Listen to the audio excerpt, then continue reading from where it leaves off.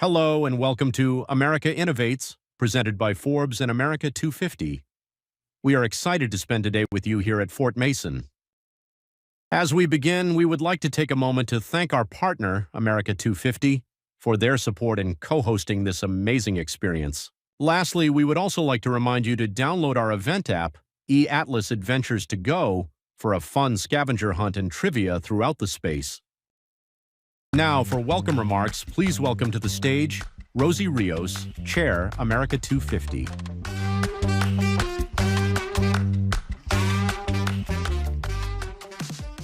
I'm proud to say that I'm actually local. I am a Bay Area native. I was born and raised in Hayward, California. Thank you. Not that far from here. So as someone who remembers the bicentennial of 1976, in fact, I was probably the age of many of these future leaders who are joining us here today. I was almost 11 years old at the time of the bicentennial. And I remember very, very clearly a lot of those moments that still resonate with me very, very strongly, whether it was our field trip to the Oakland train station to see the Freedom Train making its way around the country, or I still have, believe it or not, actually with me right now, my bicentennial quarter that I still carry with me as a great memory of 1976. But more than anything, what I remember about that year, it was a cloudy night in Hayward, California, but those fireworks were never brighter. And for me, it's more than just a memory. It was a feeling. It was a feeling of patriotism, love of country, gratitude for my mom who stayed in this great country to raise all 9 of us as a single parent and somehow send all 9 of us off to college. So the American dream is alive and well with me, and I want my kids to feel what I felt as an 11-year-old girl. They feel that same patriotism, love of country, and that this is still the land of opportunity for as many Americans as possible. So you are here for a very, very exciting time for America250. You've probably heard all the great things that are being planned, not just with our programming that includes America Innovates, but also and that's what we call our movement, is our values-based programming that also includes America's Field Trip. If you haven't heard about America's Field Trip, we're doing a 4th round in the fall, so go to america250.org.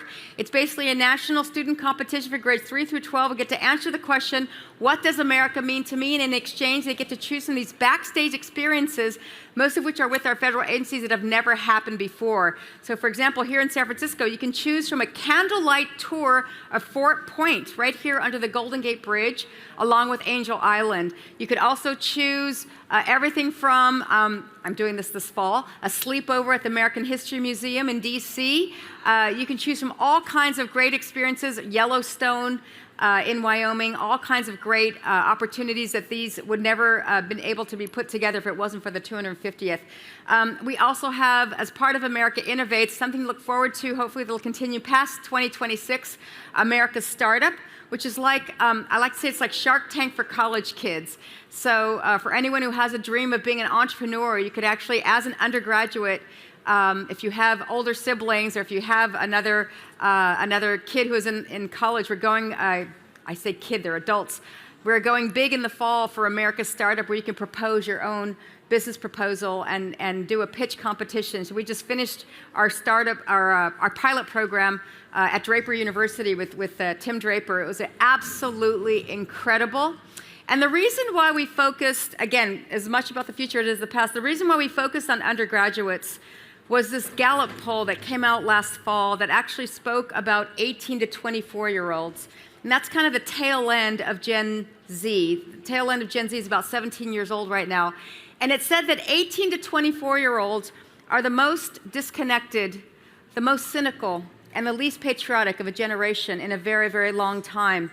And so to have that opportunity for us to focus, in this case, on undergraduates who may not feel like the future is as bright as it should be, this is a great way for them to chase their own dream, to kind of claim their own brass ring through entrepreneurship. You are here in Silicon Valley, and this is obviously where a lot of the world looks to for that innovation and for those opportunities. And as the mother of an entrepreneur, I've also lived and breathed that whole journey of what it takes for someone to realize their own dream. So it's very important, again, for us to invest in you, in this next generation, and that the future actually is really, really bright. In fact, some of these proposals that we received from these undergraduates were just incredible. Very, very bright, very hopeful, and we want to make sure that everyone has that same opportunity moving forward. And what I love about Silicon Valley, it's not just a location anymore, right? It's a state of mind. You can go to Boston, you can go to Washington, you can go to North Carolina, all parts of the country, and see the innovation that's happening, and that it's alive and well in this country. In fact, we're doing America Innovates again in the fall, so it's not just all ending on July 4th. It's going to continue on what I call long after the fireworks, hopefully all the way through 2026 and beyond. And another way that we're really trying to engage this next generation of leadership is a program that we call America Gives. So America Gives is making 2026 the largest year of volunteer hours ever recorded by our country. It's never happened before. So anyone who has high school kids who had to do community service hours in order to graduate from high school, that number has never been recorded at the national level. So we're doing that along with our nonprofit partners, our faith-based organizations who want to make volunteering part of our values of our country. Our country was founded in service, and what better way to mark the semi-quincentennial than to have volunteerism be highlighted as part of who we are as a country. And so we started that on January 1st. If you go to our website at america250.org, you'll see the counter of volunteer hours that are being aggregated as we speak with all of our partners. You name them, they're on board. American Red Cross, United Way, Girl Scouts, Feeding America, Habitat for Humanity, they're all involved in making sure that we record these hours. So even you as a family, even you as an individual can go online and record your volunteer hours. We'll come back on December 31st and share with the world what that number is. What do we think? We have no idea. Is it 1 million hours? 100 million hours? Is it 1 billion hours? We don't know, because it's never happened before. But we hope that this continues long after 2026. And what we're also doing, you might have heard when we announced when I was in Times Square on December 31st, that we are doing the Sea to Shining Sea. So we are literally doing, ready for this, a ball drop on July 3rd to ring in July 4th in Times Square. It's never happened before they've had a ball drop outside of New Year's Eve. We're not just doing one ball drop, we're doing 8 ball drops to represent, ready for this, the 8 time zones of the US. Did people know there are 8 time zones in the US? There's actually 9 in December, but with the time change, we have 8 in July. So starting with Guam, which their midnight is July 3rd at 10 a.m., Guam and the Northern Mariana Islands. And then 21 hours later, American Samoa, and with 6 ball drops in between. So people wouldn't know that. We are a nation of nations, right? We want to make sure that people understand this isn't just about the states. This is about all the territories that are part of our great country, and DC. Those 8 time zones will be well reflected. And then on July 4th, we're doing the first ever synchronized July 4th celebration all across the country. So I said we're going to be in New York on July 3rd. July 4th, we're going to be here in California. So in partnership with the LA Olympics, we're going to be at the LA Coliseum where we're anchoring America's Block Party. This is the first ever connected 4th of July experience where you could see our live stream broadcast. You can see on your app on your phone what is happening all across the country on these July 4th celebrations so that everyone feels like it's a sea to shining sea approach. It's not just about DC. It's not just about Philadelphia. It's going to be what I felt, again, back here in California on July 4th, 1976, where I felt like I was part of something bigger than myself. So by having everyone celebrate together on July 4th, using technology in a way that's never been done before. We're really excited to be part of that experience. And so that's why it's really important to remember there's the moment and there's the movements, right? The moments are that pomp and circumstance, the concerts, the fireworks. We're going to have that, as I mentioned, on July 3rd and July 4th. But more importantly for me, it is the movement. It is a continuation of America's Field Trip, America's Startup, America Innovates, America Gives. That is what we want the legacy of July 4th to be. In fact, on July 4th, we are calling that very special day something that we are calling Giving Forth. So San Francisco, this is my home. I still live in Danville, California, so the Bay Area is still my home. And what better way to think about the semi-quincentennial than by trying to make this July 4th the largest day of giving in our country's history, right? That's why we're calling it Giving Forth. So most people wouldn't know that a lot of nonprofits receive about 1/3 of their funding at the end of the year, when most people remember their tax deductions. So what we want to do is we want to move that needle. We want to move that needle from the end of the year to July 4th so that we empower our nonprofits to do what they do best. They feed the hungry. They house the unhoused. They make life better for so many people beyond ourselves. So what better way to remember the semi-quincentennial than by making July 4th, and hopefully every July 4th moving forward, giving forth. And I can't think of a better place to make that grand announcement than here in my home in the Bay Area. The Bay Area has always been so generous and always thinking about others. So think about, when you think about the semi-quincentennial and July 4th, this isn't just a day. This isn't just a moment. This is a movement. And it's more than just a memory. It's a feeling. It's a feeling of hope. It's a feeling of prosperity and opportunity for all. And it's a feeling that we are in good hands with this next generation who has come here today and hopefully will continue to engage with us. So if you want to learn more, again, go to america250.org, and thank you so much for spending your time with us today.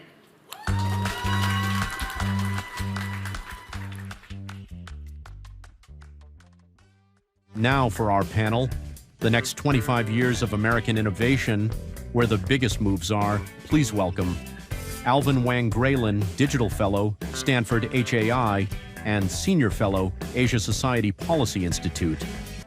Daniel McGill, Corporate Development and Infrastructure, Joby Aviation. Cinnamon Sipper, Co-founder and CEO, Godella.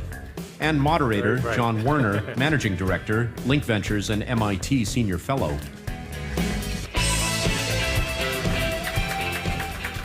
Great. How are you, everyone? So I have 3 props I want to share. One, this is from the Boston Tea Party.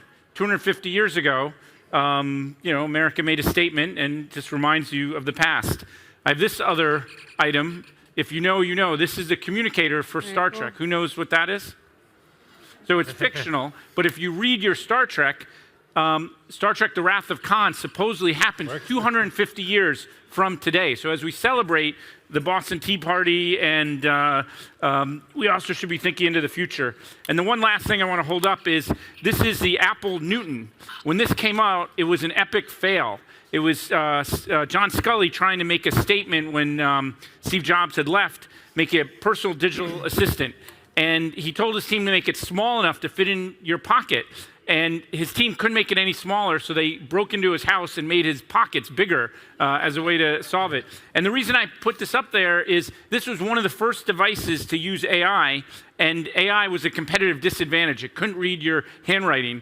And the smartphone has come a long way. And I'm just saying, we're early days in technology that we're going to talk about. And we may be at this point, but these 3 leaders are innovating in an incredible way.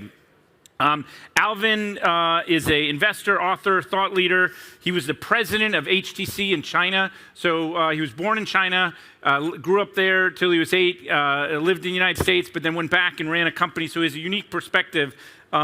He understands the societal implications of AI, and he's one of the leading voices on interpreting how emerging technologies will transform business, society, and the human experience. And his brother was the first Chinese American to serve on a nuclear sub, and I think you have 2 other relatives serving in the U.S. Navy. Two nephews and a niece. Yes. So, Alvin, excited to engage with you. Daniel, you are one of the leaders of the VTOL industry. That's the vertical takeoff and landing. When you think of how trains and locks and canals and airports have changed our society, I think you're leading in a technology that's going to really define the next era of cities and communities. When Eisenhower came back from World War II, he said, we got to have these interstate highways. We're at a similar moment, and your technology is going to be really powerful. And then Cinnamon, CEO of Godella. If you hadn't even heard of it, you should write in your diary. You learned of it today.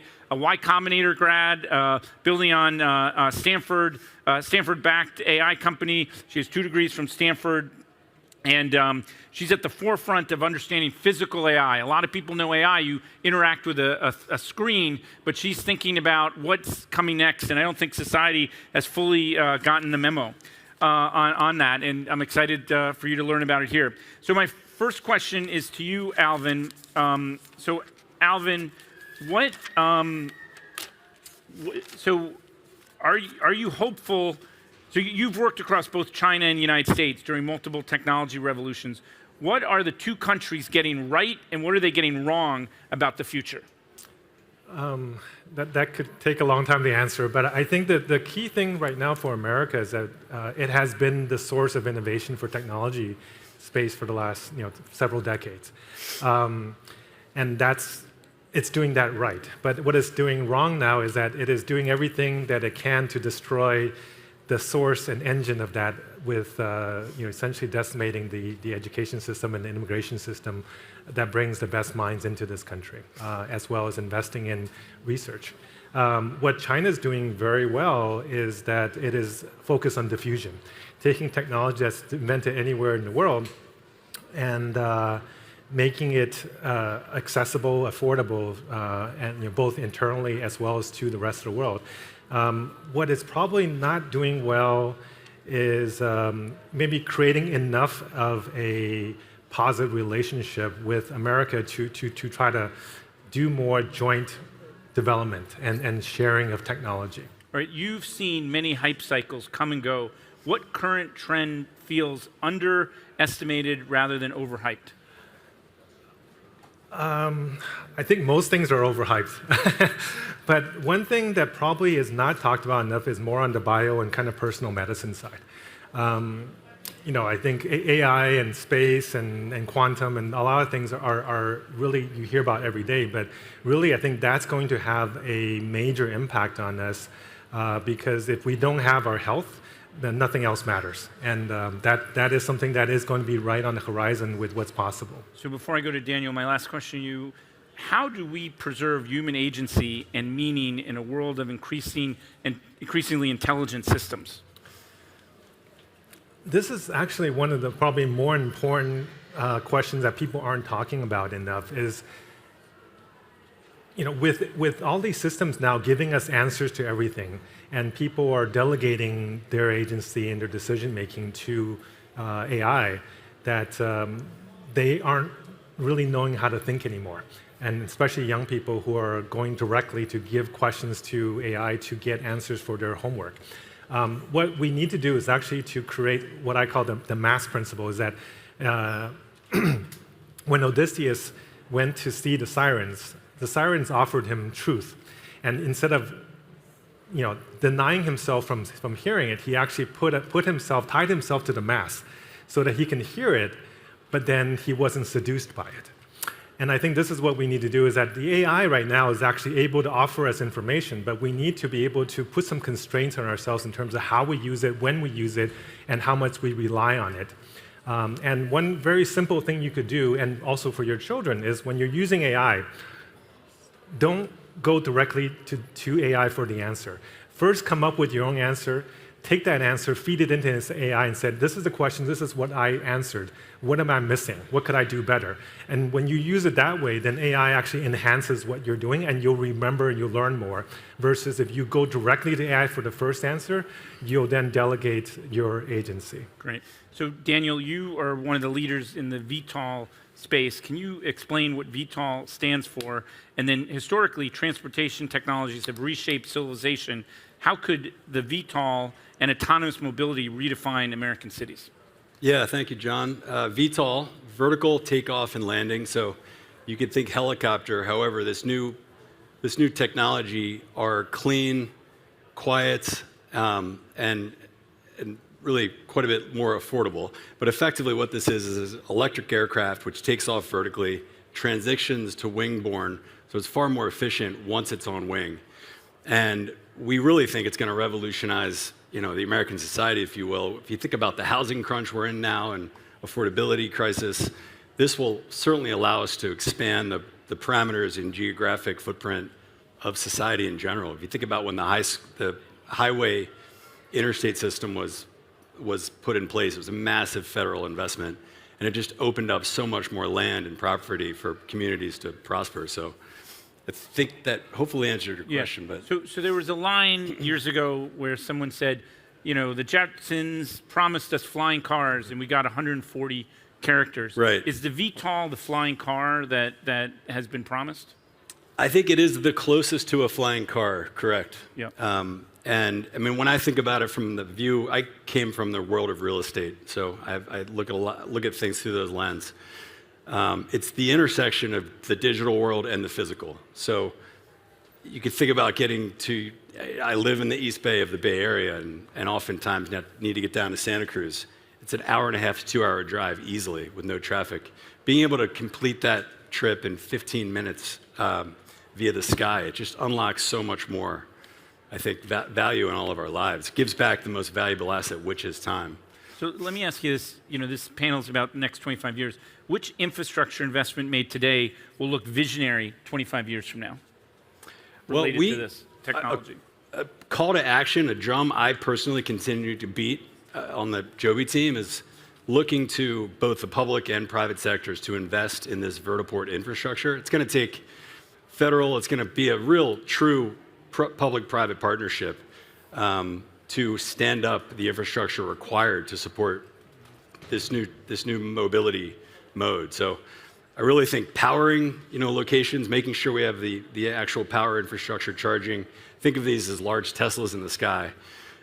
We will eventually likely look to autonomy, but initially these will be piloted, so they'll be quite safe. But I'm pleased to say we've had great cooperation and cooperation and support from the FAA as well as the DOT. Great. And I think it's really investing in that physical infrastructure in dense urban infill locations will pay large dividends. Yeah. So Cinnamon, I have 3 questions for you, and then I'm going to open it up around the next 25 years to all 3 of you. So you're building a startup around physical AI and physics reasoning. Why is physics the right focus for the next leap in machine intelligence? What does today's frontier AI miss without it? Thanks, John. Yeah, so at Godella, well, taking a step back, today's AI models that we commonly use are trained on text and language, and AI trained on text data can't build the physical world. So the problem that we're focused on solving is, well, how do you accurately predict things like how heat transfers, how fluid flows, how structures break? And the reason that's important is that's what codifies physics, right? Some of the most challenging problems that humanity has to face, protein folding, turbulence modeling, energy, will require AI models to understand and accurately model physical behaviors. And so we believe it's an important piece to start from in order to unlock a lot of the most challenging problems that we're facing as a society.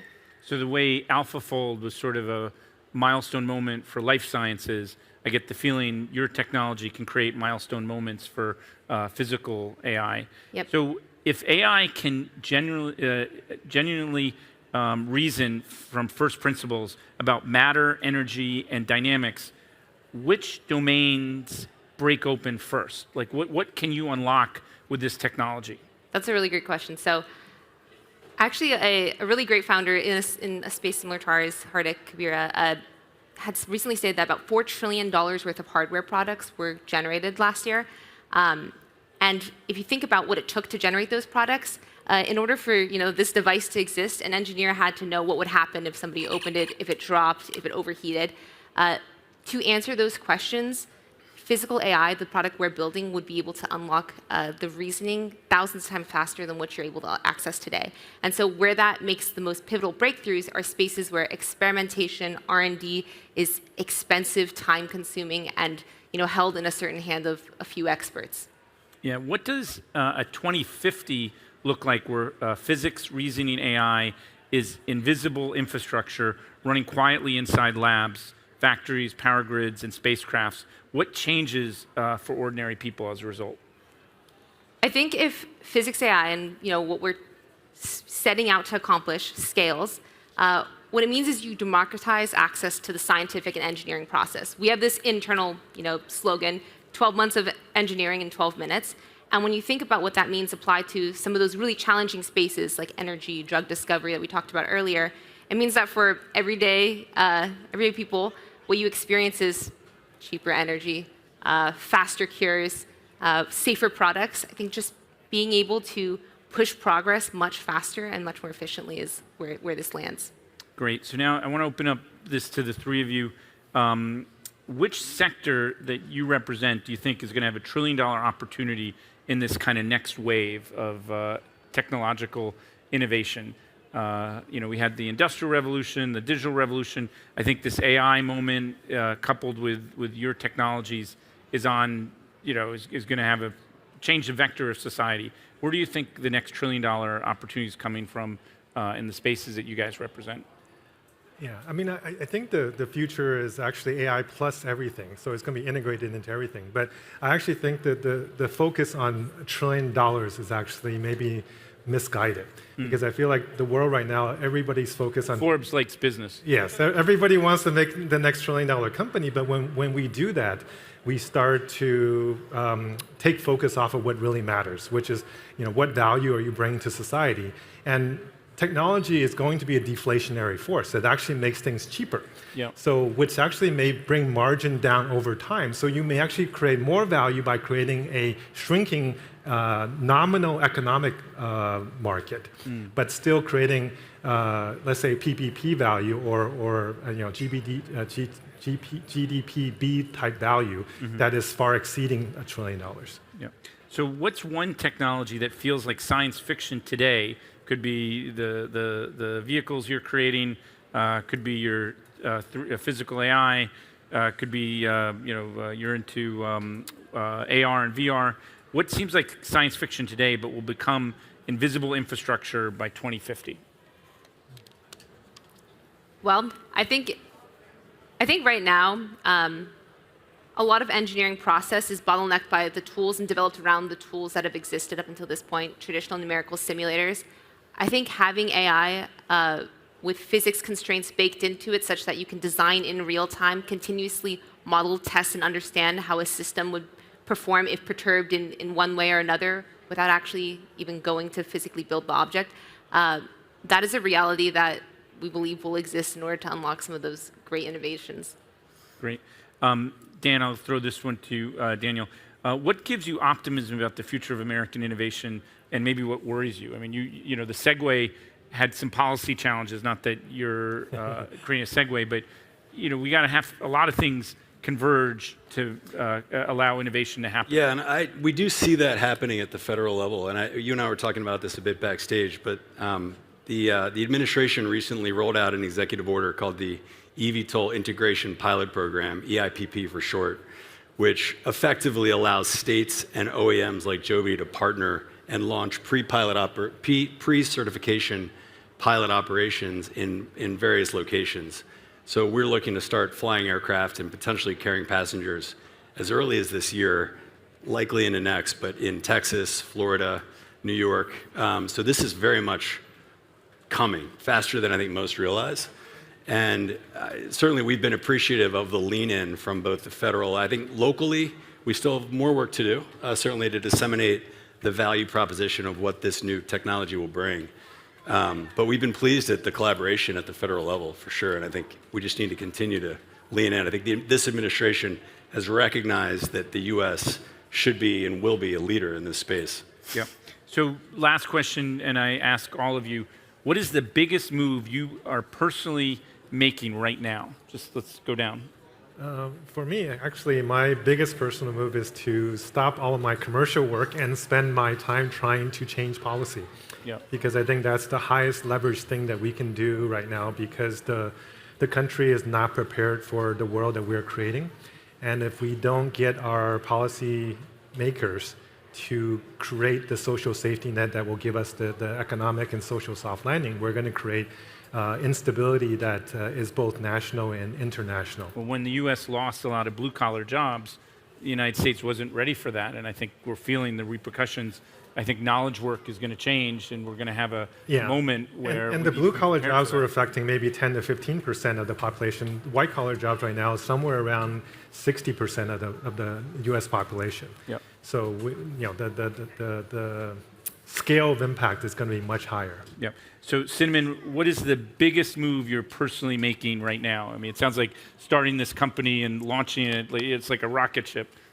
Starting a company in this space is a big decision. I think, like, aside from just all logistics of the company, given how much technology has changed in the last year, I feel like personally the trend is to place a lot of my time, my free time, in spaces that I don't believe will be quickly disrupted by AI and technology. That means spending more time playing piano and reading and indulging in ideas. And I think there is synergy to what we're doing, because if you think about what it means, if tools like Godella scale, it means bringing the decision making further up in the abstraction process, enabling, democratized access to highly technical tools. And I think the next generation are going to be more entrepreneurial with all these great tools, and you're modeling that. Daniel, what is the biggest move you're personally making right now? It's really participating in events like this, candidly. It's trying to get the message out of real. You all walk past our aircraft out there. And it's also working through, we're trying to be very logical and strategic, partnering with some of the AV companies and thinking about these multimodal hub opportunities. So you think about autonomous vehicles on the ground, and like I said, our aircraft will be piloted, but having an interconnection point in cities which could connect you to resort destinations or other cities, airports, et cetera, and just being very thoughtful about how we kind of weave these multimodal modes together. Great. Well, this is such an exciting time. I think we have a lot of people that are throwing their hands up saying, we don't know what to do. We have other people who are kind of the bridge from the economy that has been and the economy that's about to be, and then we have leaders. And I think the three of you represent incredible leaders that are helping us navigate. And as the United States turns 250, Boston Tea Party, going back a little bit, I think we have a great future ahead, and it's because of people like you. So if you could flip the phone, flip the communicator. And I love Star Trek, but when you look at the show, some of the stuff that's in Star Trek, which supposedly is 250 years from now, is happening right now. And a lot of the best experts on AI 5 years ago said what's happening now was 90 years away. Their kids would experience it, and yet it's here today. And I think the last 3 months, everyone feels like the world is moving faster, and the next 24 months are going to be nuts. But it's important for us to keep innovating. And thank you for representing the best of the American spirit, and keep going. Yeah, Thanks, John.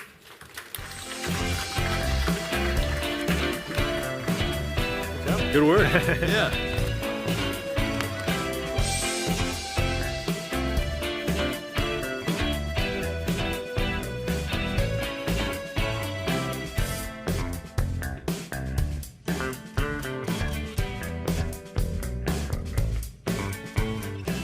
Now for a special fireside chat, Big Swings, Big Hits. Please welcome Baiju Bhatt, founder and CEO, Cowboy Space Corporation, and interviewer Rich Nieva, senior writer, Forbes.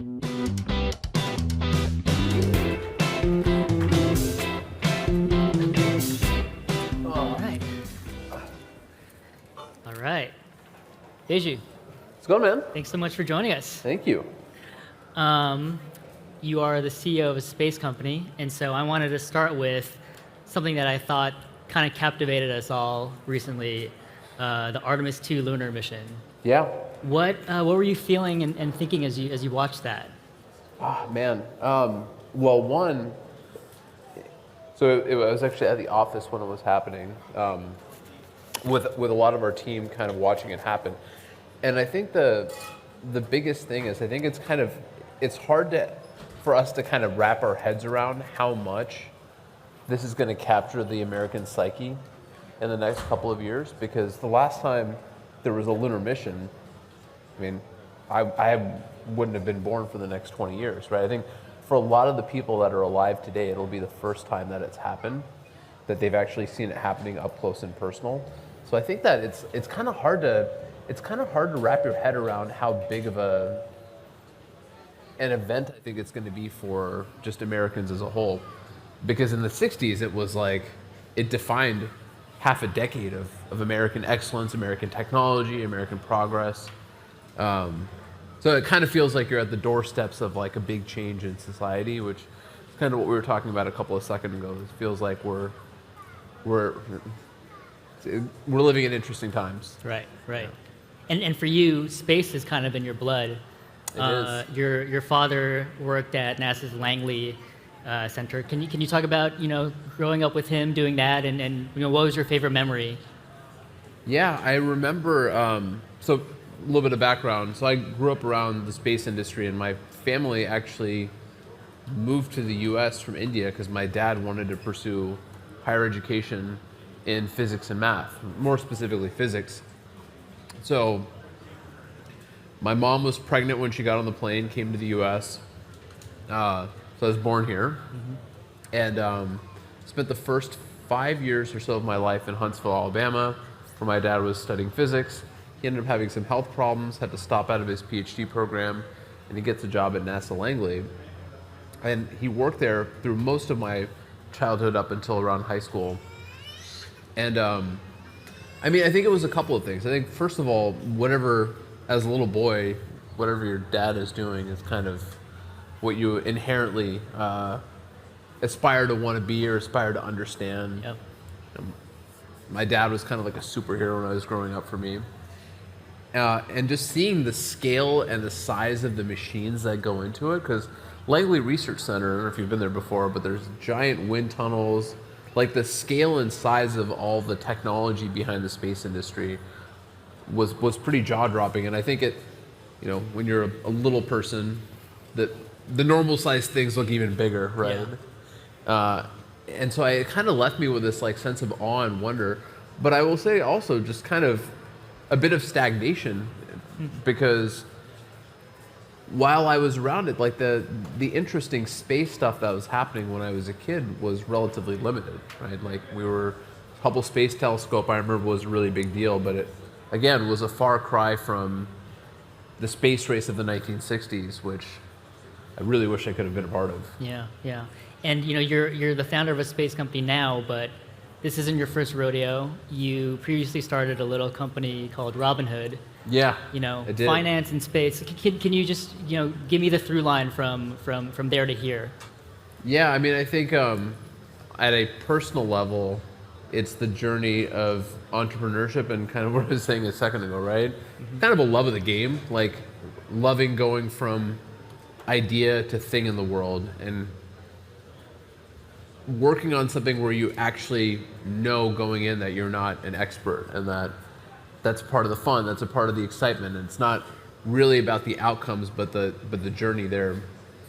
On a substantive level, these are companies that are in distinct sectors of the economy, right? Like they're the actual things that you do when you're building a mobile app versus building rockets and data centers in space. It's pretty different.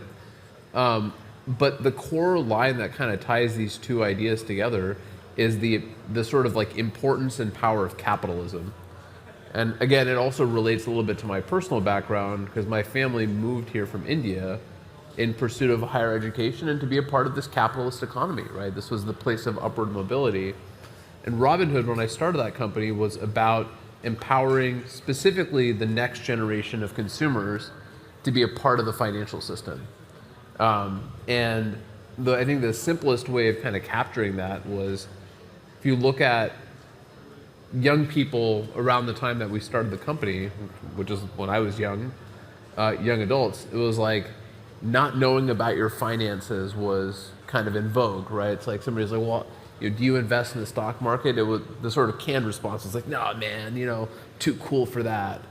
And I remember just thinking to myself, it's really dumb.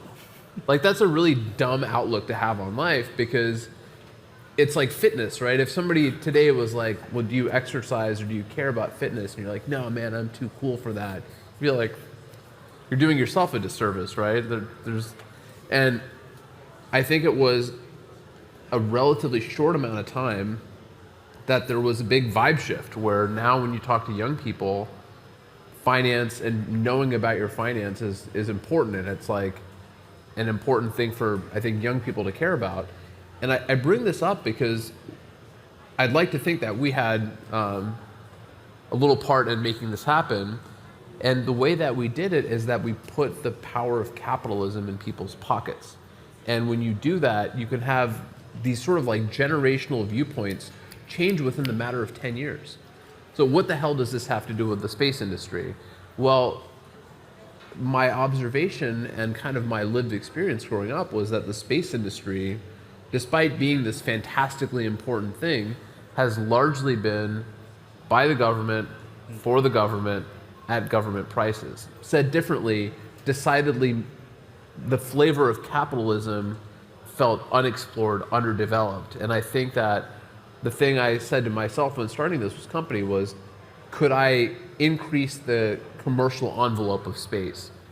More specifically, what's the next sector of the economy that could and should exist in space?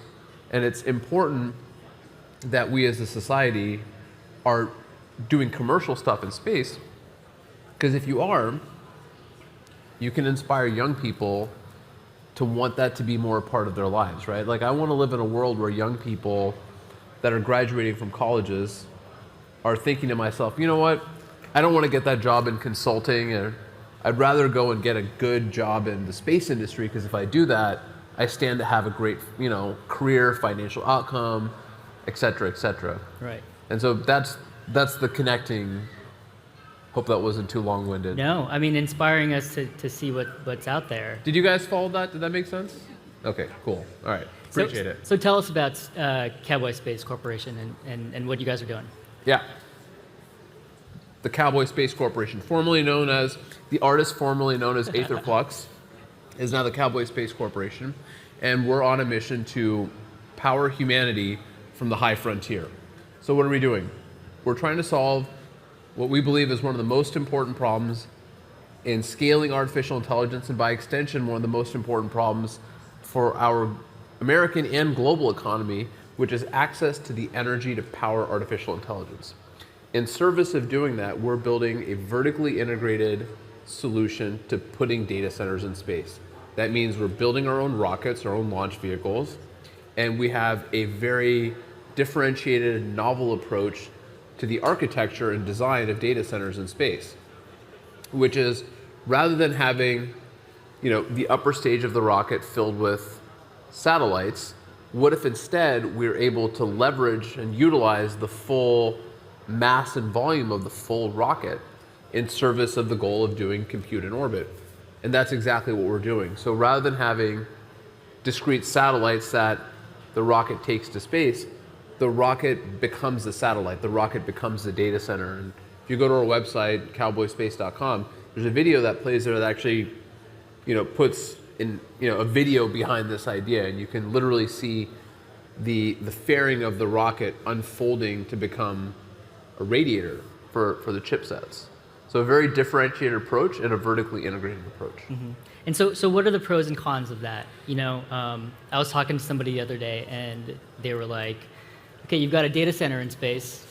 What happens if something breaks? How do you get in there to repair it?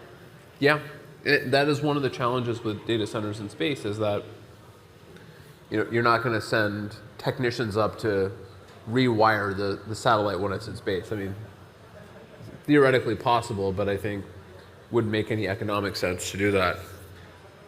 The way we plan on approaching this is a couple of things. The first one is actually developing and partnering with, and collaborating with, more specifically, chip manufacturers that are developing space-rated chips that are designed natively to exist in that environment, and utilizing those in the space environment. Moreover, I think that there's approaches that involve over-provisioning. So actually, if you think that you're going to have to swap out some GPUs through normal operation, even on the ground, rather than waiting until they fail to send a technician in to pull that server and put a new one in, actually over-provisioning it to begin with, and assuming a well-understood or well-researched failure rate. There's also stuff that you can do with the environmental testing and on-the-ground testing to get the chips ready for the space environment. And I say that because you actually have to do that already for space hardware. You have to go through rigorous environmental testing, whether that's vibe and shock or thermal vacuum chamber, et cetera, et cetera. Mm-hmm. So I think there's ways of getting at that problem through other approaches. Yeah. What about latency issues? Are there issues with data centers being so far away that it takes longer to compute? Yeah. So there will be a latency from getting things from the satellites down to the ground. Our approach, we think, is going to be using real estate, whether it's adjacent to or perhaps even on the top of data center buildings, to uplink and downlink to a constellation in orbit. But it's worth noting that these satellites will be in low Earth orbit, and so while they'll be flying higher than things like Starlink,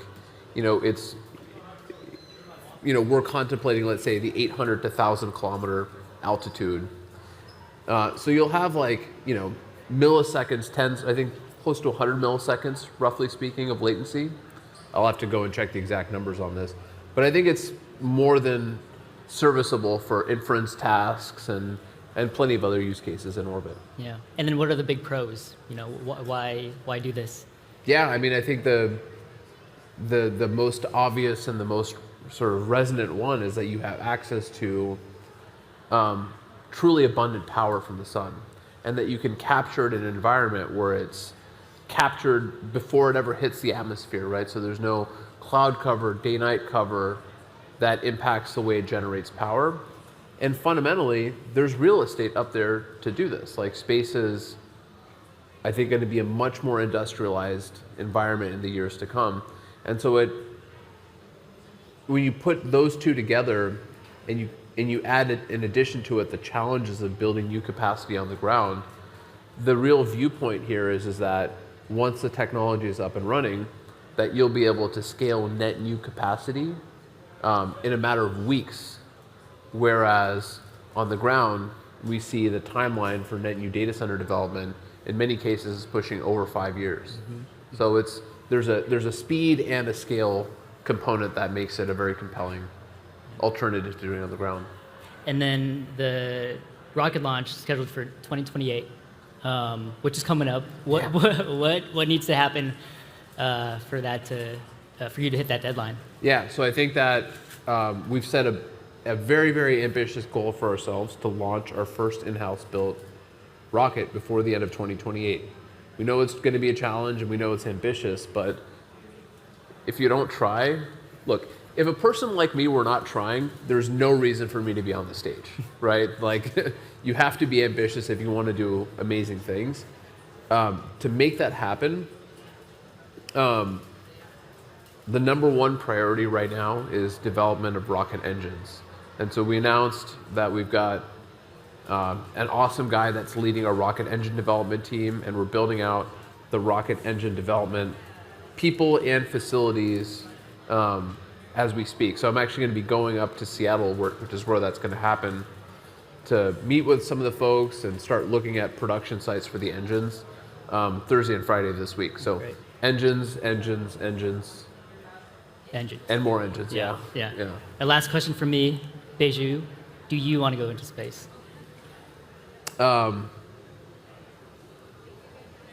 Yeah, I think so. I mean, kind of. I don't know. It seems like it would be like pretty rough on the body. So that, I don't know. I don't know if I really want to be in space for that long. Maybe for a little while. Yeah. Well, that's a good place to end it. Thank you so much. Appreciate it. Yep.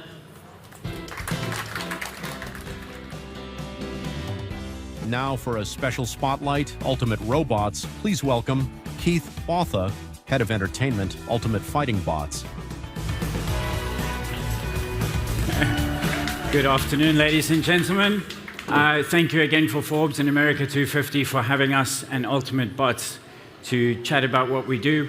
A few years ago, having robots perform on stage and fight in cages was science fiction and completely unheard of, and until recent times. Ultimate Bots started as an experiment in a basement in Frontier Tower in San Francisco, and this was in July 2025. And 9 months later, as you can see, it's come a very long way. Since then, we've had 7 major events, both in Las Vegas, Los Angeles, San Francisco, and also in Dubai. And why now, people ask? What does it mean to have robots fight or dance? Well, it's a very interesting thing. We believe that robotics will be the #1 consumer technology moving forward. More people will have robots than they have mobile devices. And for us, the reason we exist today is because we want to help people understand and adopt to becoming friends and integrating machines into their day-to-day life. More and more robots are going out of the factories, out of the workspaces, into public spaces, entertainment spaces, and also very soon your homes. Therefore, we found it fitting to create Ultimate Bots, the world's first sports entertainment league for robots and humanoids to be tested by not only the manufacturers, but also the humans and the engineers behind them. What Formula One did for automotive companies, we are building for the robotics entertainment industry. It's a test bed for manufacturers and physical creators of the hardware to test their robots, make it more reliable and safer for consumer use on different aspects. Not only in the physical aspect, but also the embodiment of physical AI, the brains of the robots. It's a very new industry. There's very few people playing in this industry, and we allow them to incorporate their different workspaces, technologies, and data sets, and to test it within our sports arenas. In recent times, we also built a product for consumers to be more interactive with our robots. Not only are we engineers and sports and talent creators managing these robots, but now we have built a website. If you go to ufb.gg, you can go to our studio and you can actually upload dance or fighting moves. And if it works within the simulation, we can program it onto a robot into 5 minutes. So just to demonstrate how easy it is to get our moves and human kind of attributes onto the physical hardware in our robots, we wanted to bring cricket to the stage today to do a performance that we programmed in less than 5 minutes that was selected by a random person and uploaded to our website. So without further ado, please put your hands together for cricket.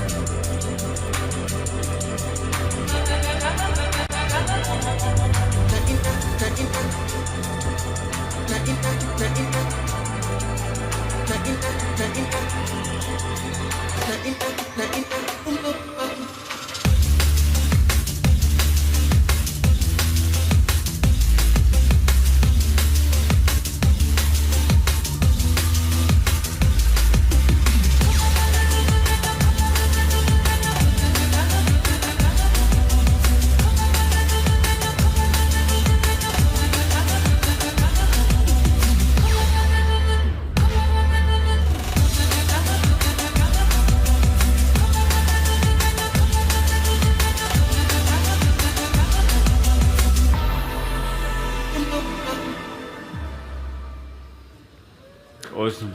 Thank you guys so much. We appreciate it. Come and see us for a demonstration right behind you there. Thanks.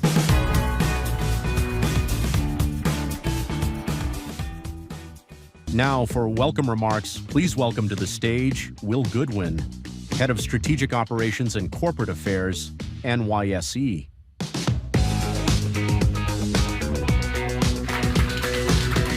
Well, good afternoon, everyone. It's an honor to be here this afternoon with you and to represent the New York Stock Exchange, which is the exclusive stock exchange sponsor of America 250. And today, I want to tell you a little bit about the relationship, special relationship, between our nation and our markets, and between our markets and the innovation that we're here to celebrate this afternoon. It's a story, and I'm going to tell it to you as a story, but one that starts 234 years ago yesterday, on May 17th, 1792, in Lower Manhattan in New York City. You know, most people don't realize that our nation's first capital wasn't in Washington or Boston or Philadelphia. It was in New York. Our founders actually borrowed what was at the time New York City Hall to serve as the first Capitol building of the United States. That's where George Washington took the oath of office to become our first president. It's where the Congress and the Supreme Court each met for the very first time. And it's where the Treasury and State Departments first had a home. Most people also don't realize that our nation and our markets literally grew up next door to one another, right there in Lower Manhattan on Wall Street. Our financial system actually started when the United States sold war bonds to help pay off the debt that we incurred from the Revolutionary War. And it was trading in those bonds that eventually led to our nation's first financial crisis in 1792. And so, in May of 1792, a group of 24 stockbrokers met outside under a tree just steps away from our nation's capital and decided there had to be a better, more innovative way to grow our nation's financial markets. And so they signed a simple document together that became known as the Buttonwood Agreement, named after the tree under which they met, and said that they would only trade with one another.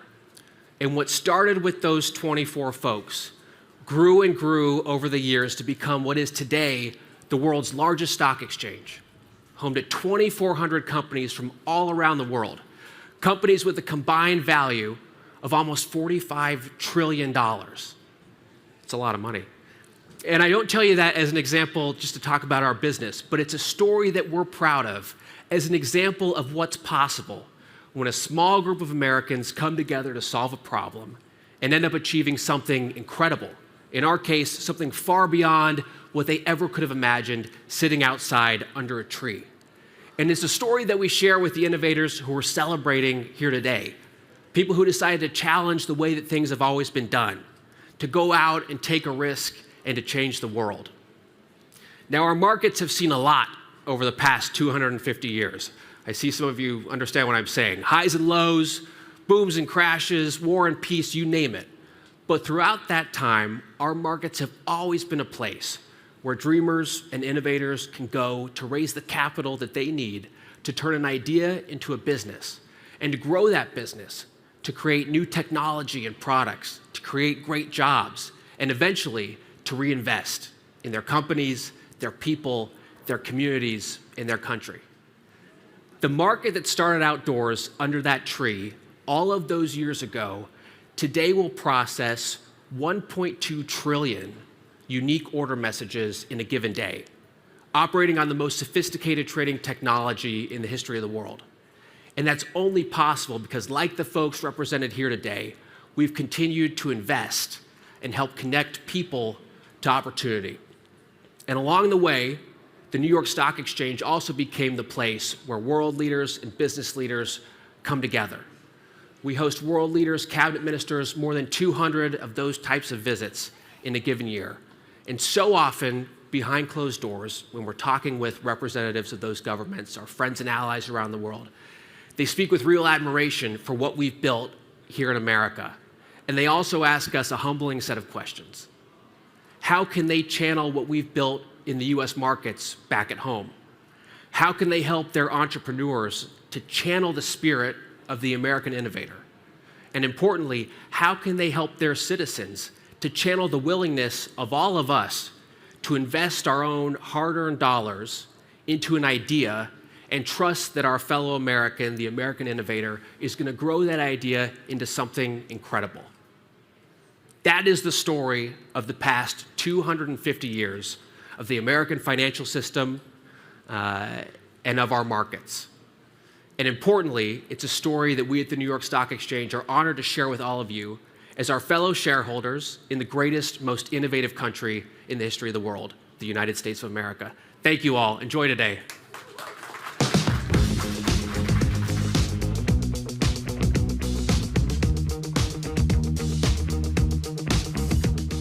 Now for our panel Accelerating Innovation, please welcome Celia Black, Chief Strategy Officer, Kurzweil Technologies; Len Bosak, Co-founder, Cisco and CEO, XKL; Bob Metcalf, Internet Pioneer, Ethernet Inventor, 3Com founder and Turing Laureate; and moderator, Alex Knapp, Senior Editor, Forbes.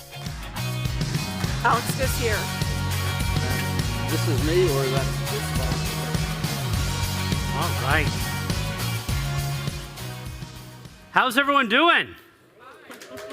That does not sound great. Let's a little more energy, enthusiasm, nerdery, please. Thank you. I appreciate that. I am very excited to be here with all of you. We're talking with some people who are true technological legends. They've been on the internet so long that it was in the 20th century. 20th, people. Yep. So we are very excited, very honored to have all three of these wonderful people here to talk about innovation and accelerating that innovation into America's next 250 years. And with that in mind, I would love to introduce Len Bosak, who is one of the co-inventors of the multi-protocol router, which you probably have somewhere in your house, and one of the founders of Cisco and just a Silicon Valley legend. And Len, your company right now just did a project with the Smithsonian. We did. And I would love to know more about what you did with this iconic American institution and how you're helping them bring out information to all of us. All right, let me see if I can give you a flavor for it. At XKL, we have tried very hard to engineer optical systems that are easy for customers to operate. There is a lot of complexity to optical communication, and we're trying and ensure that that's almost invisible. Some days better than others, but yeah, it generally works quite well. So the Smithsonian, as you know, has all sorts of buildings all over DC. They also have a few places not quite in DC that they need to get them to talk to. Now, one of the things people love about the Smithsonian is there's the cute animal video feed. They have any number of this cams and that cams and the other things. And those are scattered around DC. Some of them out in Front Royal, some of them in different parts of the district. And it is so very simple for them to just pop up another multi-gigabit circuit whenever they need it. And that's one of the advantages that XKL enables, that our approach makes it reasonably simple to own and operate your own private optical transport network. It's a little more to that, though. Not only do we make things that will work in metropolitan areas, we have all of the technology necessary to go longer distances. The same XKL approach gives you simplicity of operation and long-term reliability. Our goal has been to make things that you just turn on and they simply run for, let's say a decade or more. We've actually had customers who literally have changed the fans and power supplies every 5 years as we recommend, and it still is running.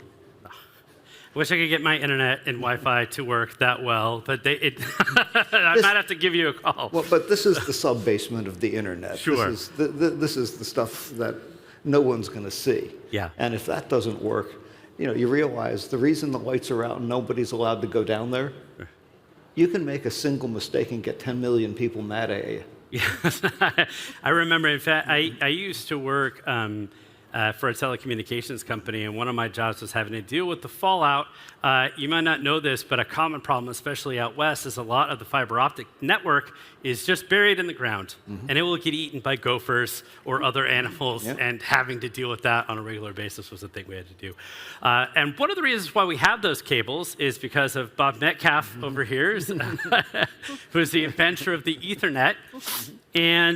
But right now, you've actually moved into a totally different area, which is an area that's very important for, I think, the next 250 years of innovation, and that's energy. And I'd love to hear about your new project. I change careers every 10 years, and that's part of being an innovator, is change. And my current new job is not networking anymore, because it's being amply taken care of by Len. So what I'm trying to do is solve energy. And the angle I'm pursuing at present is geothermal energy. There's a lot of heat right here. In fact, there are 1 billion years of heat right here. It's just that we have to figure out how to get it to the surface. And that's the work I'm doing, is I'm starting to simulate geothermal wells and see if we can design them to bring that heat to the surface economically. Yeah, and one of the things that was interesting when you and I were talking about this is that you're actually taking some of the principles of your career in networking communications and actually talking about using some of those principles to network energy. And I'd love to hear a little bit more about that. Well, when I walked into the geothermal conferences, They looked at me askance because I'm an internet guy, and internet people don't know about geothermal. And so I've been struggling for standing in that community.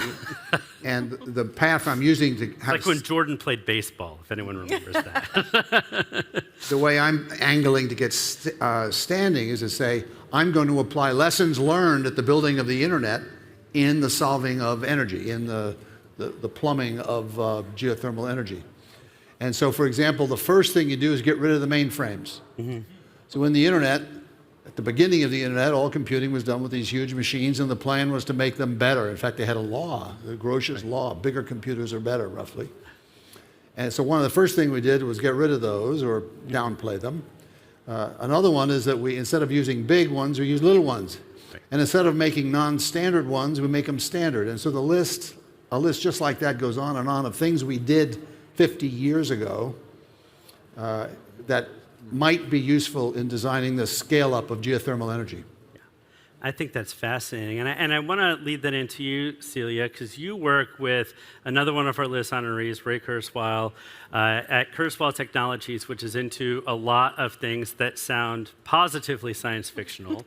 Bob talks about getting rid of mainframes. Ray talks about making computers nanoscopic. I would love to hear a little bit about what at Kurzweil Technologies you're kind of most excited about right now. Well, for those of you who don't know Ray, he is most popular for coining the term the singularity.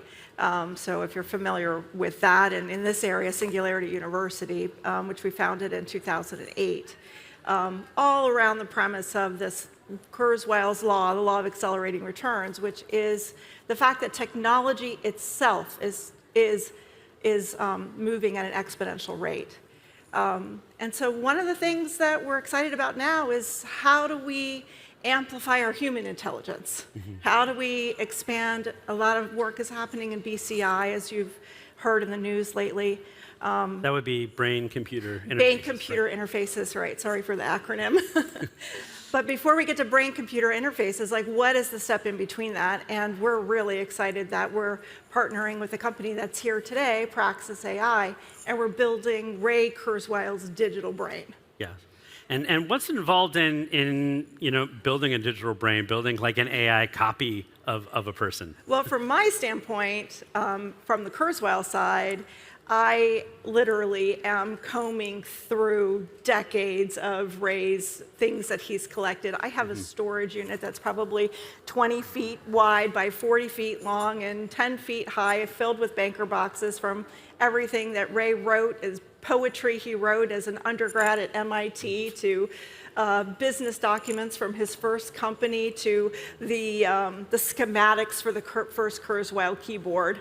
So it's been a really fascinating archival process.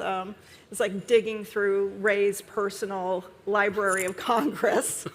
So we're collecting all of that information, we're digitizing it, and then we're uploading it through Praxis's API. Got it. I'm making a note to myself to destroy my college poetry so none of you have to be subjected to that. You're all better off for it. So, when we talk about accelerating innovation, Len, you have been part of the foundational infrastructure of the internet, and you've been actively working with networking computing, all the things we're doing in Silicon Valley ever since, especially the infrastructure portion of it, which I think is really important, because there's no infrastructure, there's nothing to build on. You can't build apps that connect people if there's no ways to connect people. So I'm curious, what is exciting for you right now? Where are you seeing some innovation in infrastructure? Because I think it's kind of invisible to a lot of us. So what's cool to you?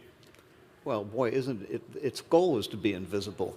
And not only is it supposed to be invisible, it's never supposed to obtrude by, say, going down. Right.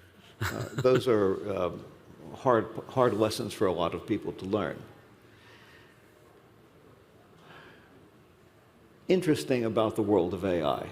As far as networking goes, it really breaks into two pieces. One of them is literally the back room, which is the great big, steam-belching server farms. Right. And there, the name of the game is speed and low latency. Right. And they'll pay just about any price for that. at a recent industry conference. The latest thing were plug-in communication modules that are water-cooled. That's insane to me. 12.5 terabits and 400 watts available power. Right. Well, okay, that's turned, if any of you remember Spinal Tap, that's turned the knob to 11. Yeah. Okay, then. And so in the back room with all the computers, it really is turn the knob to 11. And that's not, all of these bright predictions about the terawatts of power and the trillions of dollars of this or that might be a little ahead of what's going to become real. Well, leaving that one alone. Then there's the other side of networking, which is how do you use it? Right. And that, there's sort of two things that come around. One of them is the fiber networks are right now up to everything that humans are going to do with AI personally. Mm-hmm. And even when the bots start nattering, it can deal with that too. Right. And my, they natter. So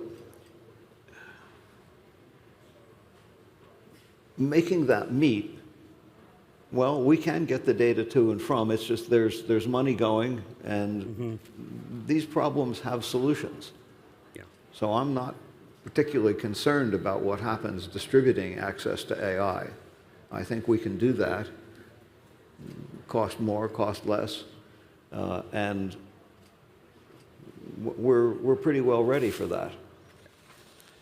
What about on the energy side, Bob? You know, we mentioned if we're water cooling transmitters, we're clearly using up a lot of energy. So how are people talking to you about geothermal in this age of AI, where we really have literally power hungry data centers? Just before that, let me follow up on a small point. Yeah. There's buzzwords are an important part of innovation. That's true. Buzzwords organize our thinking, they create markets, and they attract resources and so on. And there's two buzzwords currently vying for attention. Mm-hmm. One of them, of course, is AI. Right. And the other one, which we like a lot, is networking. Mm-hmm. And it's as if, which you don't hear much. You used to hear a lot about it, but now it's AI. The point I would like to make is that connectivity is the key. Mm-hmm. And just look, what is the name of the devices in AI at the very lowest level? They're called neural networks. Right, that's true. Yeah, network is a networking term, and there it is in the middle of AI. Mm-hmm. And if you look at all the AI chips, what AI chips are about is connecting things together. Now, you had a question about geothermal?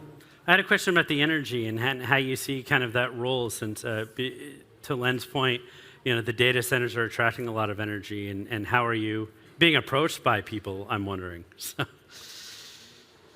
Yeah, I don't think geothermal is far enough along. Gotcha.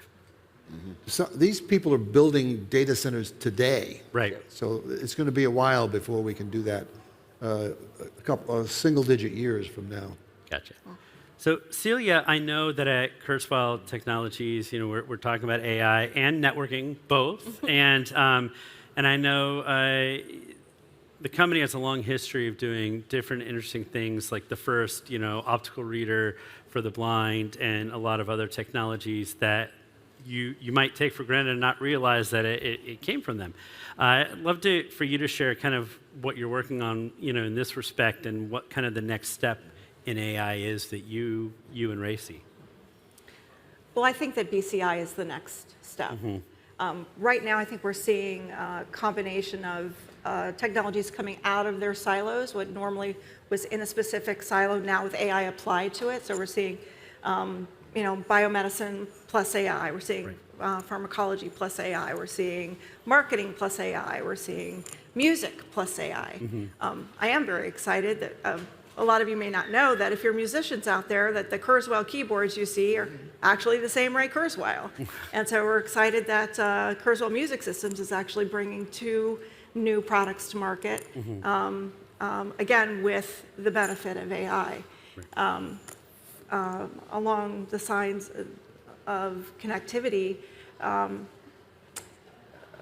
I really do think that BCI is going to be the next major, but we have a ways to get there. It's going to take a long time before people are going to adopt putting an implant in their brain, but we're going to be seeing steps towards that, intermediate steps. And again, I think the digital twins are a step toward that. Yeah, and I'm curious when we talk about the digital twins, what's the impetus for that? Why are we making a digital copy of Ray Kurzweil and his poetry and hopefully you're also getting his college buddies drunk and getting the real stories, not just the stuff he wrote down. Well, Ray's digital twin might have conversations and drink virtual brews with some of his virtual college buddies. But, the impetus really initially was legacy. Right, we're working on Ray's autobiography right now, which is going to come out in February of 2027, and that has been a really exciting process to go back and look at all of the things that he's invented and that process of invention and those lessons learned. And so then we started thinking about that. Well, what happens when a person reads a book? Right, they read the book, they engage with the book, and then they leave the book. But what would happen if they could continue to have a conversation with that author or that luminary once the book is put on the bedside, right? Once the book is closed? What if you have questions? What if you want to ask the author something? What if there's something that sparks your interest? Or tell me more about why 3Com is named 3Com. And so we started looking at opportunities to automate and to make that, basically make Ray's brain accessible. Okay. Right. And we're doing that with Braxton. So I'd like the record to show that Ray Kurzweil was a student of mine. Oh, okay. In 1968. And of course, the only problem with my saying that is he denies that he was my student. You have to go through the archives and dig up the grade card. Well, so I'm going to make sure that Ray's digital twin knows that he was a student of Bob's. No, it's a method of mentorship where you mentor somebody, but they don't know.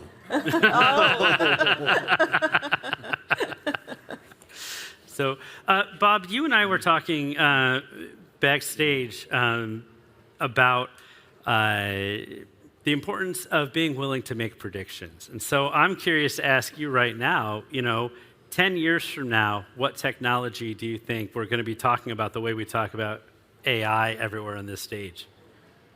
Oh, thanks. I'm putting you on the spot. Thanks for warning me about that.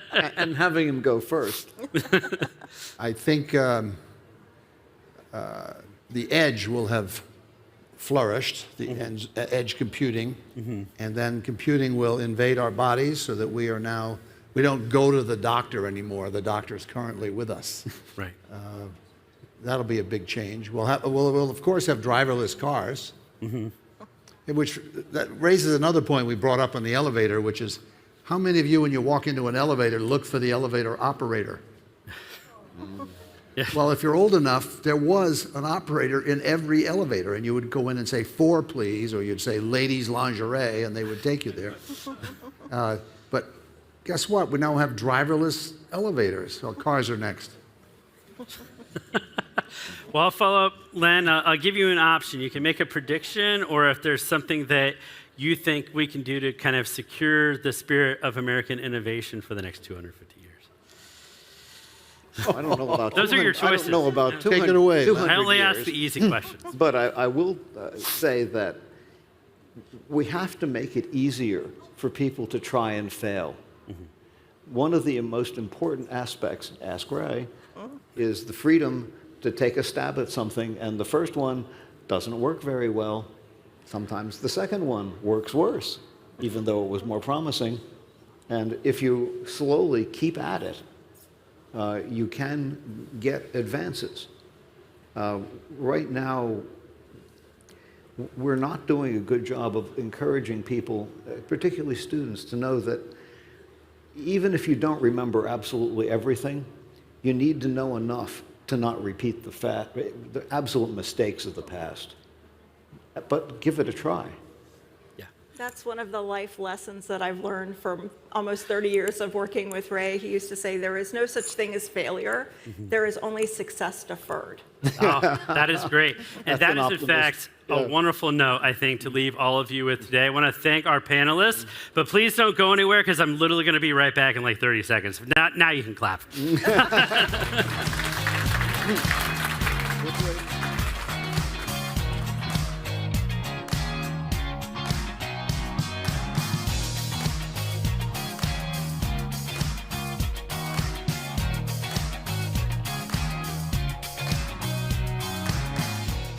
Now for a special fireside chat, connecting the dots, mapping the world, please welcome Jack Dangermond, President, Esri, and interviewer Alex Knapp, Senior Editor, Forbes.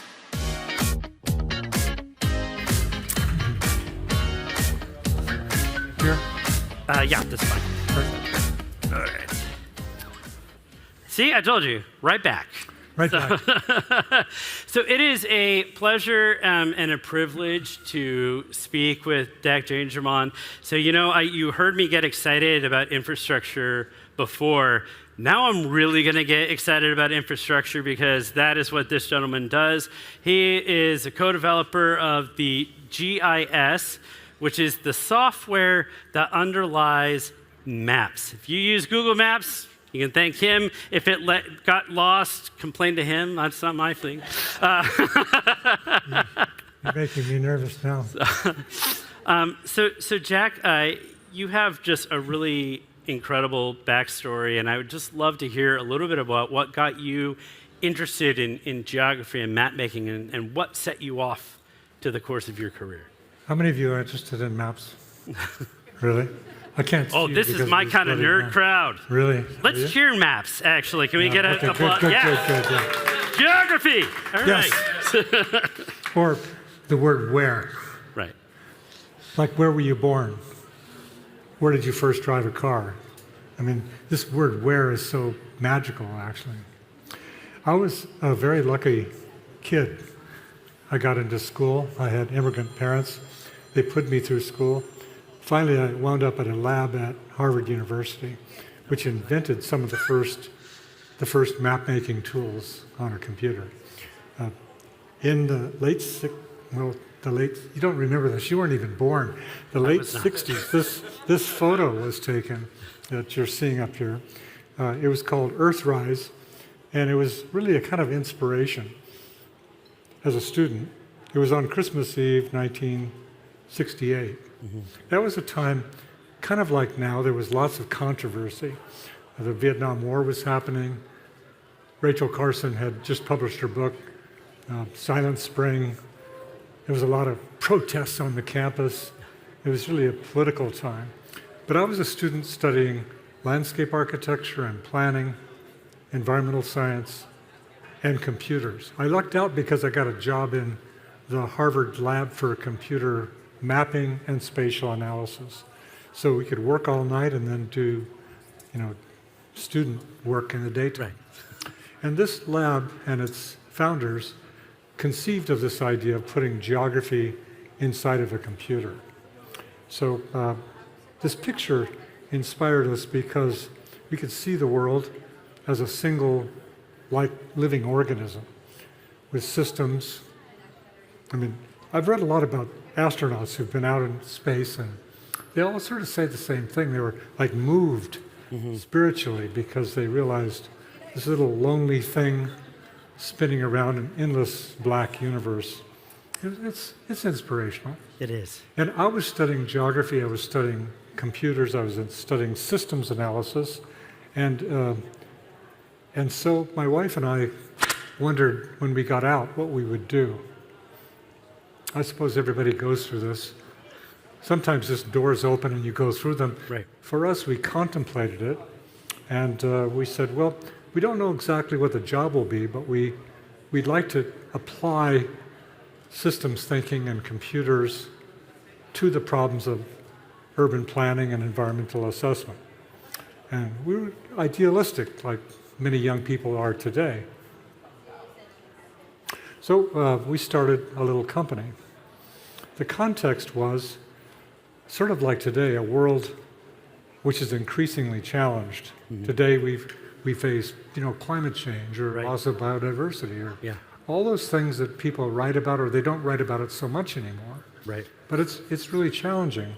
And we saw that how these tools that we built could actually be formulated together to create a new approach. And even as stupid little kids, we had this vision that not exactly of where it's turned out, but at least we had the motivation. And like a lot of kids are today, hugely motivated to do something about what's going on. And our our approach was starting out just to do little projects. We moved back to California, and there were things like need for air pollution mapping or citing a location for a park or a transmission line or a new city in Venezuela. So we just did little projects, one by one, using homemade software. That's what I like to call it. Because there were no software products at that time. What was the computers like that you were working? Well, there were mainframes, and we would rent mainframe computings from the university, work all night when the students weren't using it, and then do our work in the daytime. About 10 years into it, a few people started asking to buy our homemade software, and we sold it, and that got us sort of in trouble. Our users all came one year, this was about 45 years ago, and said, Jack, you need to build better software because it's a mess.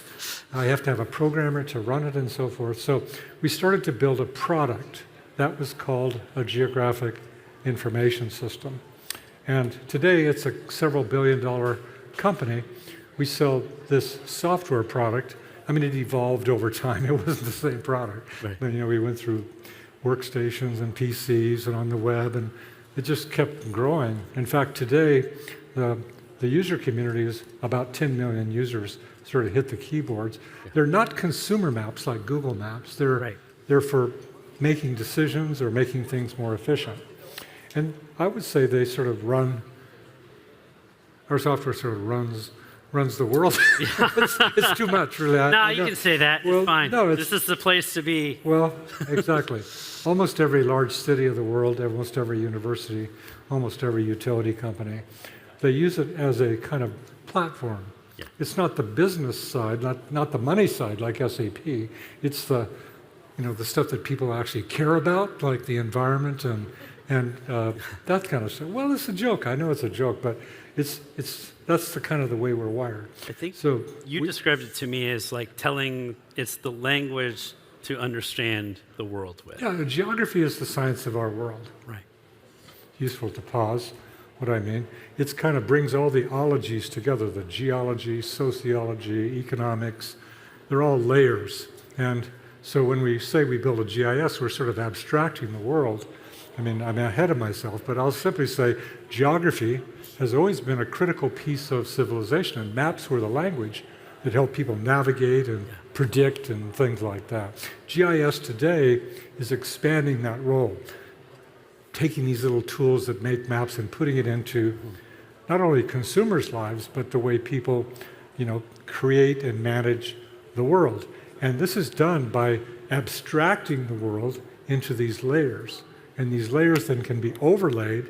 And what's amazing is you can sort of see the relationships and the patterns. People talk about that with AI. Now we can see relationships and patterns. Maps do it, and they do it with a language where people can actually understand it immediately. What's like that. Anyway, long story short, we built these GIS tools, which are a kind of database that allow not only the world to be abstracted in real time, more and more measurement, but also used by everybody. Like in an enterprise, it's used by individuals, used by whole companies, used by government agencies, used by citizens to see what the hell government, make things transparent, all those sorts of things. Well, again, racing forward, this is accelerating. The law of whatever, all those laws brought together are feeding GIS. More measurement, more computing, more AI. And the way I see this as a future is that it's going to create a kind of nervous system for the planet, where everything that moves is measured, it's integrated, and people can holistically see the future. They can plan, they can, it creates understanding, like you were saying. And understanding precedes action. We know this, you do this with your own body. You understand something, you cognate and you act. But the world doesn't have such a thing. You have world leaders, they don't really understand.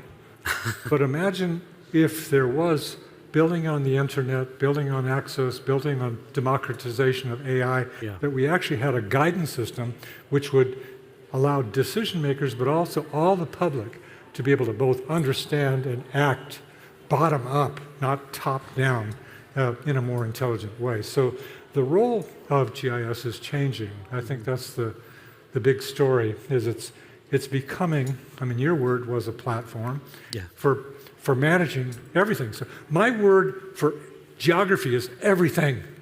It's everything. You measure everything, you abstract everything, and you put all that together, and you drive human action. Every utility company, everything. Every city, everything. Every mining company, everything. Every oil company, everything. All of the issues of the world begin to be abstracted into a platform that changes behavior. That's my big deal here. And you can read about this for $59.95. No. That was good. He didn't show me the plug before, but I appreciate it. I got to make a living, right? Anyway, I described this notion because I wanted to write it down so people understand this notion of holism, holistic problem solving, bringing it all together. And putting that into the digital world, I'm very positive because it's not me, it's not consumers, it's all the organizations that actually do things. By driving geographic intelligence so people make better decisions, the world has a chance. Most people don't believe it has a chance at this point. So empowering all the workers who do things on the landscape and giving them the knowledge, that's my big deal. Okay, is that what you wanted? That is exactly what I wanted. That was great. And I would love to know, like, is there a particular application, a particular thing, a particular problem people are using this kind of information to solve that excites you? Well, the science breakthroughs, just like in medicine with AI, they're very cool. But the science breakthroughs that we're seeing with climate change, first just monitoring and predicting what's going to happen. That'll drive human behavior, like all the cornfields are going to have to go north. Right. You know, certain ecosystems will, science. But then human action, being able to protect biodiversity in pockets that remain. And then being able to have more carbon-sensitive urban planning. So, you know, every land use has a coefficient of emission or pulling carbon out. We need to plan cities so that they are carbon neutral at least or better. The whole human footprint has to change so that we are operating at the speed of light with respect to carbon. And that'll drive human action. If everybody gets aware of that, if they just saw it, they would understand. But my users do 5 big things. They get more efficient because they use geography to get the geographic advantage. They make better decisions considering all the factors, people, money, biology, etc. They are able to collaborate because engineers and planners and all these people in a city or a county, they all start sharing data and seeing common understanding, something we need in this world. You know, I always want the Department of Understanding. This never happens. Well, and then they can communicate better. So their actions, you can see what people are planning because they're on a map. I mean, in the news, there's sort of geo-news, geo-communication. So I really think of geoanalytics, geo-design, geo-decision-making, geo-collaboration, geo-communicate. All of that is all hinged around geography. Something I love. By the way, if you haven't told, I mean, if you can't, I didn't realize that, so I appreciate. It's all about geography. That's what world is all about. And I saw it as a kid. I mean, I flew over these, as a student, you know, these watersheds. I could see watersheds as a system. Or at night, I could see transportation networks as systems. Networks. Everything's a network and a system. You see it from above. Digitizing that, putting it together, so that we're sensitive to the ecosystems of the environment and human systems and economic systems, bringing that together. That's the platform for, I mean, we got to wire ourselves to really get into this and go. Well, I would love to get one final thought from you before we go, since we're here celebrating America's 250th anniversary. How do we use this geographic information so that America can thrive for the next 250 years? It's very important. Understanding precedes action. I mean, I'll repeat what I was saying before. People don't really understand. I actually don't understand a lot. So I'm curious. It's part of the thing that drives my innovation, trying to figure things out and stumbling along. And our users are the same way. They're just stumbling along, but they keep getting better through innovating and integrating new ideas, now AI ideas, into creating a better future. So I'll just challenge all of you.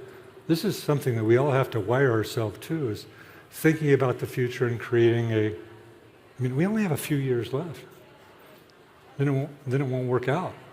So go like hell on better understanding, better knowledge. That's just it. Ladies and gentlemen, thank you very much for Thank coming. you all very much. Thank you. Yeah, thanks.